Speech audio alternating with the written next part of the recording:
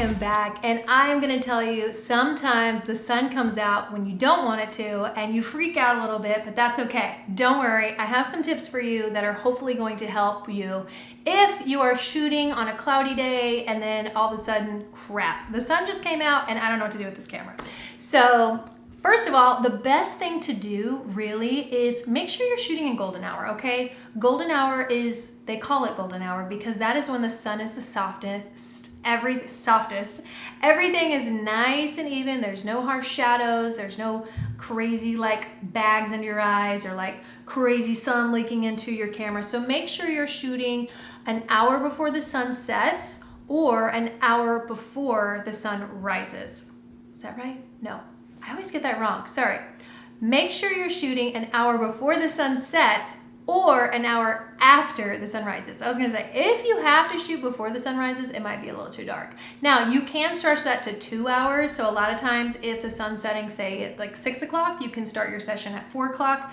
You should be good, but there might still be some really harsh sun, especially if the sun's getting ready to set. So just be careful and make sure you're using your buildings, your structures, your trees to break up the sun or, not give you too many harsh shadows.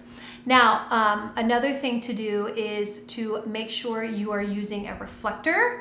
If you are starting, 2 hours before sunset or 2 hours after the sun rises, you can use a reflector to block out some of the crazy sun haze or that sun leak into your camera. It also is going to bounce a lot of soft light back onto your clients' faces. So make sure you're utilizing your reflector.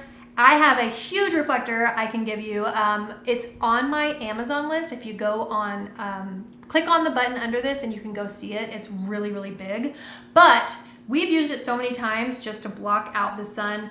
We can either cover the camera lens or you can have somebody hold it to kind of block out that sun leak. Or you can use it kind of underneath your client to reflect light back onto their faces. So those are some ways. Now we always face our clients' backs to the sun, which is going to give this beautiful like light halo behind them.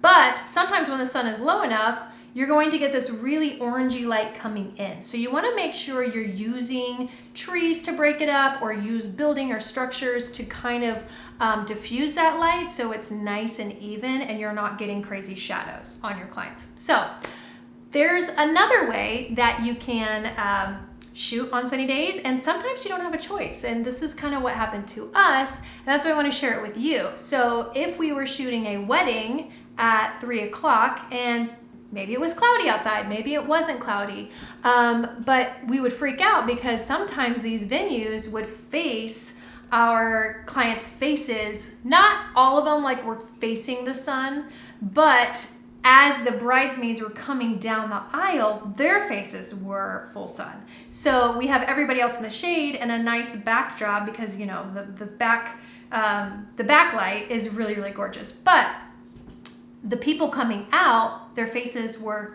like white. And we're like, oh crap, we're trying to photograph the people behind us and we're trying to photograph the people in front of us. So one way you can troubleshoot that is, first of all, have a second shooter, especially if you're doing a wedding. Have the second shooter go to the very back. Hopefully they have a nice zoom and get all the faces as the people are going up on the stage and they're nice and shady. So you're not having to change lenses as you're going back and forth. This is why I always have a second, or my husband, to help me.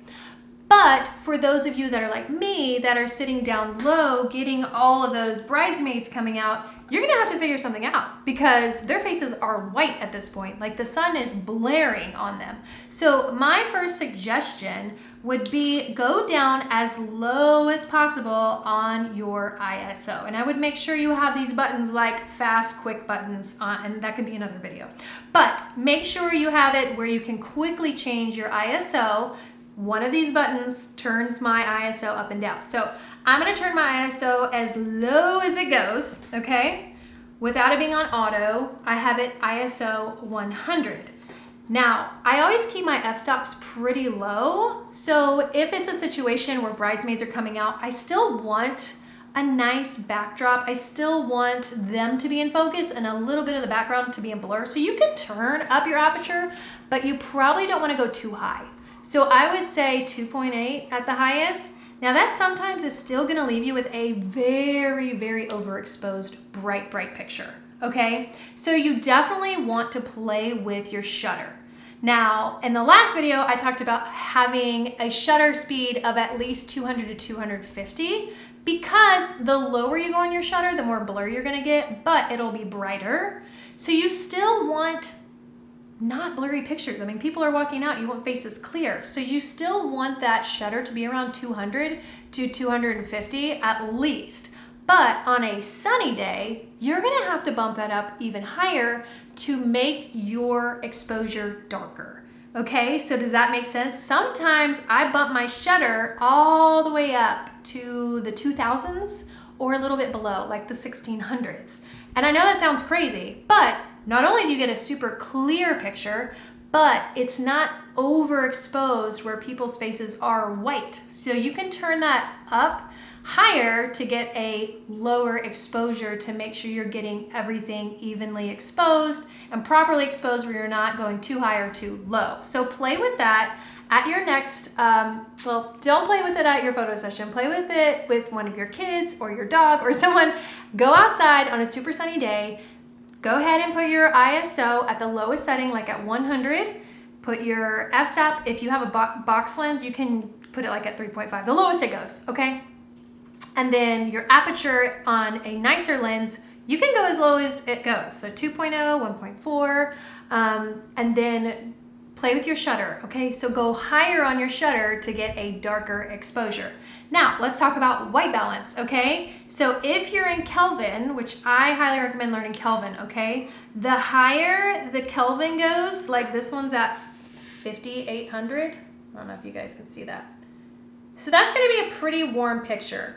If it's a sunny day and all of a sudden like it's warmed up really, like everybody's faces are orangey, that's gonna be so hard to edit later. So you wanna make sure you actually go down a little bit on your Kelvin. I would say start with the 5000s and then go down to maybe like 4800. You don't wanna go too low because it'll be really cold and that might be really hard to edit later too. So either use your Expo disc. I have an Expo disc tutorial below, I highly recommend. But if you're in a pinch where everything was cloudy, everything was even, and boom, the sun came out, play with your shutter first and then go fix your white balance. Turn it down, especially if it's already pretty warm at like 5800 or 6000. Try to go down to 5000 or even 4800 if it's super warm. So the lower on your Kelvin that you go, the cooler it will be, the higher, the warmer. So your pictures are gonna be very yellowy, and you might like that, but it on a sunny day, it's gonna be hard to edit that. So tell me in the comments if this was helpful today. If not, I'm sorry. Give me some advice. Give me some things to talk about. I am happy to go over this, but I know this was a hard one for us to learn, so I wanted to share it with you guys. But let me know if you have any questions. You can always message us on Instagram at april.sap, and I'm happy to get back with you. I am the one responding, I promise. But let me know if you have any other ideas or tips or tricks you want to learn about, and I'm happy to go over that with you. So don't forget to download your free preset and like and subscribe. All right, guys, I'll talk to you next week.